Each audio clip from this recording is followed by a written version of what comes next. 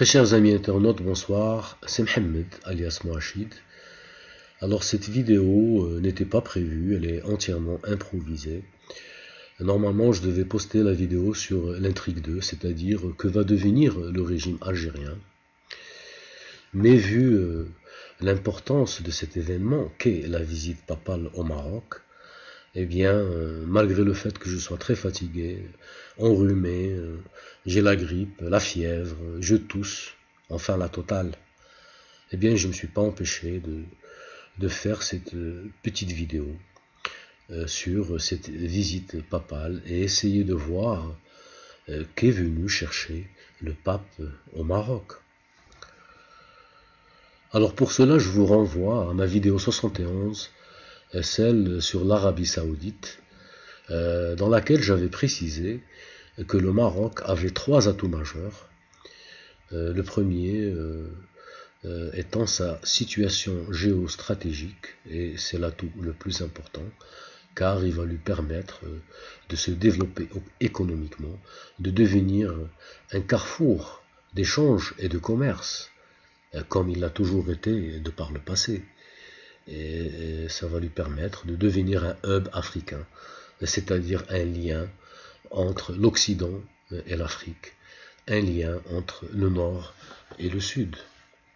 Ensuite, j'avais parlé du deuxième atout, qui est sa force sécuritaire, sa force de renseignement, et qui fait du Maroc un pays incontournable sur la scène internationale quant à la lutte contre les différentes formes de terrorisme et les trafics en tout genre. Et enfin, j'avais parlé de cette force religieuse qu'avait le Maroc, et j'avais dans cette vidéo très bien expliqué pourquoi. Très chers amis internautes, je vous invite à réécouter attentivement le discours du pape et vous allez vous rendre compte qu'il a dit à peu près ce que j'ai dit dans ma vidéo 71. Certes, il a salué l'action de notre roi, Sa Majesté Mohamed VI, depuis son accession au trône, tant au niveau national avec la démocratisation du système, l'avancée des libertés et des droits, notamment ceux de la femme, le développement économique, la lutte contre la pauvreté, etc. Et aussi sur le plan international, car comme vous le savez, notre roi a un aura exceptionnel.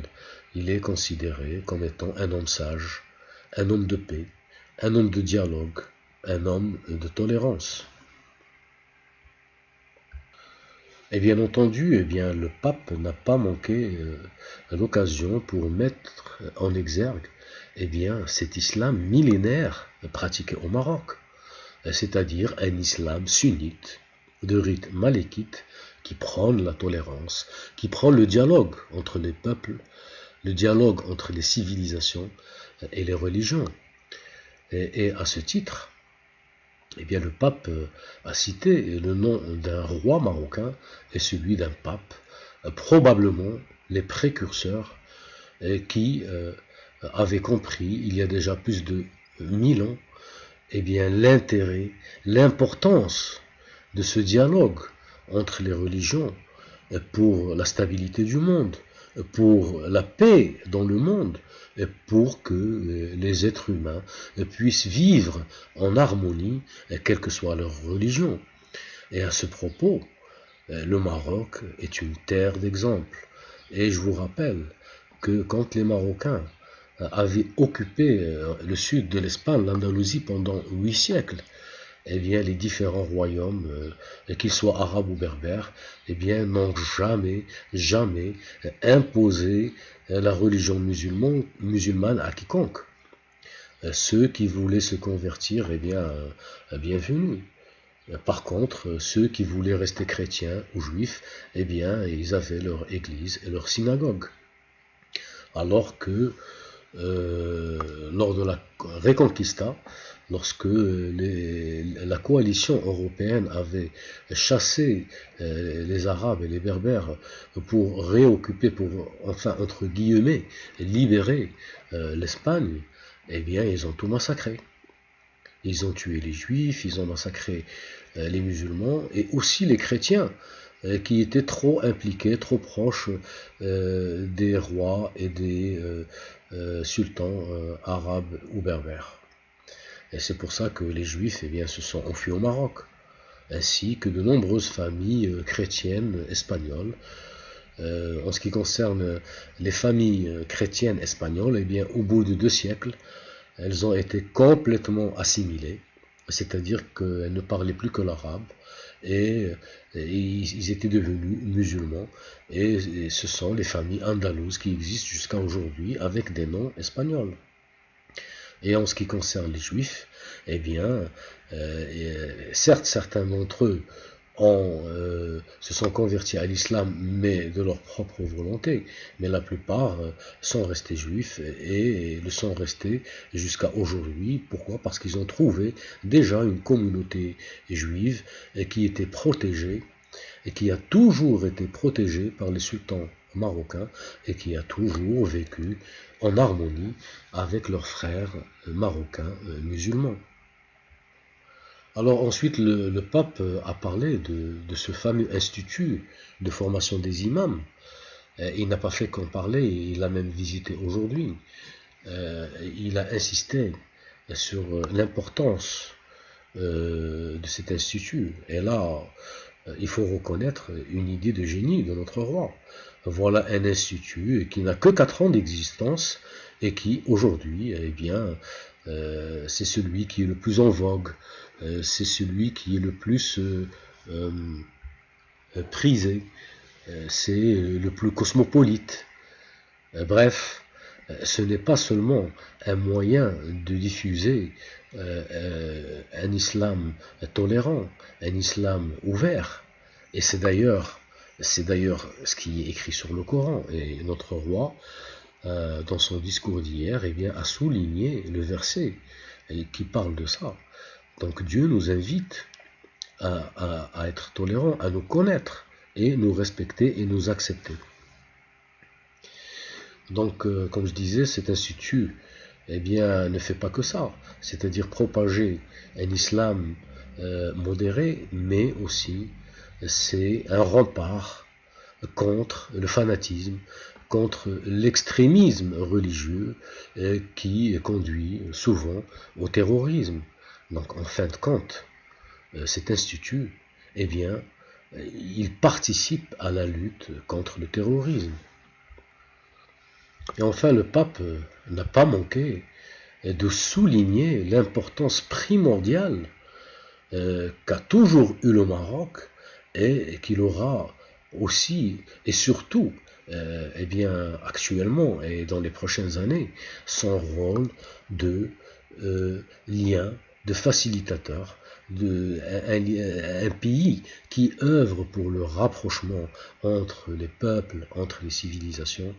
Donc voilà, cette reconnaissance du Vatican, et qui, comme je vous le rappelle, a des liens séculaires avec notre royaume. Donc c'est une reconnaissance sur le temps, et ce n'est pas une reconnaissance temporelle. Voilà, elle est atemporelle, car elle concerne le passé, le présent et surtout le futur. Très chers amis internautes, j'en arrive à la conclusion de cette vidéo. Voilà pour moi, il n'y a pas de secret, il n'y a pas de mystère. Le pape est venu au Maroc, eh bien parce qu'il a conscience du poids que possède ce pays. Il a conscience du rôle que peut jouer ce pays. Il a conscience que cela ne date pas d'hier. Il a conscience que ce pays est un pays authentique, un pays qui a une histoire profonde, une histoire merveilleuse, comme l'a si bien dit le pape lui-même.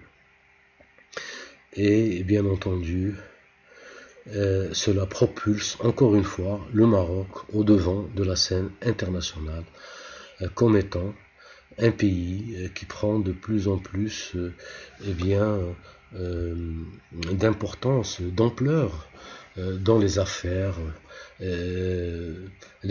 les plus importantes, les plus cruciales du moment, que sont la paix dans le monde, la stabilité dans le monde, la lutte contre le terrorisme, la lutte contre toutes les formes d'intégrisme. Voilà donc cette visite au Maroc du pape est un autre coup de génie de notre roi et qui est en train de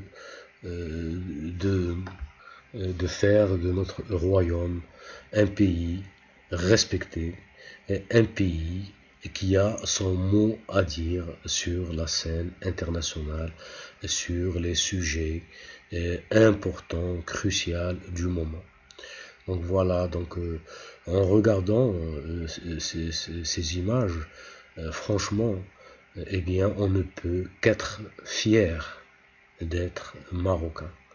Sur ce, mes très chers amis internautes, je vous dis au revoir et à la prochaine vidéo, Inch'Allah.